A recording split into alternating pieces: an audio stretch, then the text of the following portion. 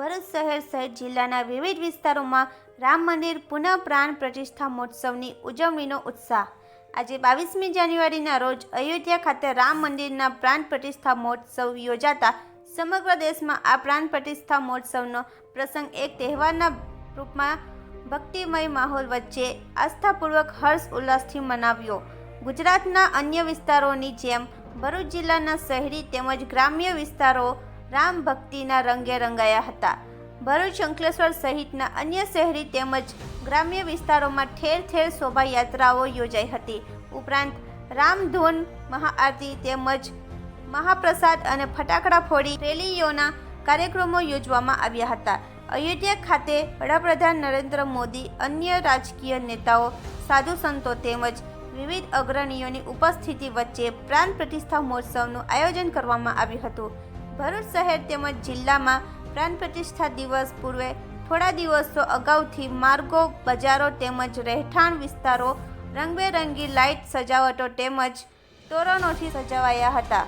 ભરૂચ શહેર સહિત જિલ્લાના અન્ય વિસ્તારોમાં પણ શોભાયાત્રાઓ યોજાઈ હતી, જેમાં શ્રદ્ધાળુઓએ મોટી સંખ્યામાં હાજરી આપી હતી। ઠેર ઠેર ફટાકડા ફોડીને પ્રાણ પ્રતિષ્ઠા પર્વને ઉત્સાહથી મનાવાયું હતું।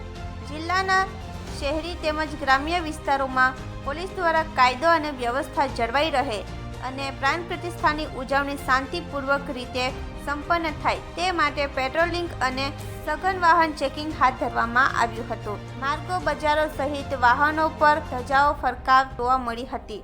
આમ ભરૂચ જિલ્લામાં પણ ઠેર ઠેર અયોધ્યા ખાતે યોજાયેલ મંદિરના પ્રાણ પ્રતિષ્ઠા મહોત્સવને ભારે ઉત્સાહભેર શ્રદ્ધાળુઓએ મનાવ્યો હતો।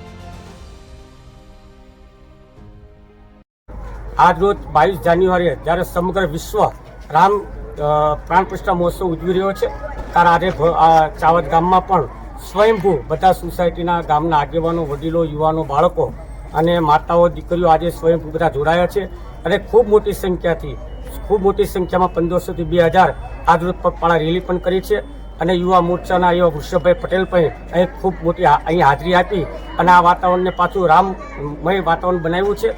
એ બદલ ચાવદ ગામ વતી હું આપનો બધાનો આભારી માનું છું।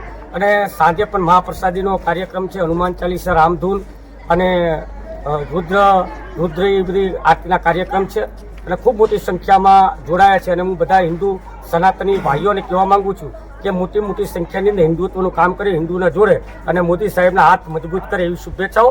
જય શ્રી રામ, હર હર મહાદેવ।